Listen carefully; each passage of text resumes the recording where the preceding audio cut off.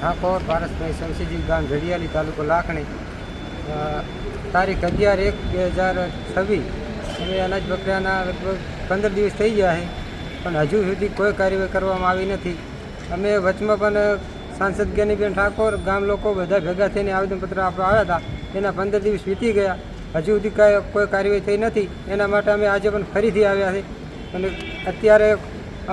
અત્યારે અમને એમ કીધું કે તમે આ બધા ઝંડા ઉપાડીને ફરવાનું બંધ કરી દો અને તે તમારો ધંધો સહી કરો. તમને એમાં શું નુકસાન જાય છે?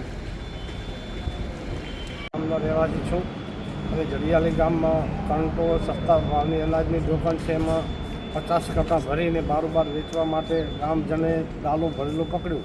એના માટે આજ 1 મહિનો થવા આવ્યો છે, તો હજી પણ કોઈ કાર્યવાહી થઈ નથી. એના માટે કોઈ આવેદનપત્ર આલે પણ કોઈ રાજકારણમાં કોઈ તકલીફ છે કે શું છે એનું કોઈ હજી પગલાં લેતા નથી. બરાબર.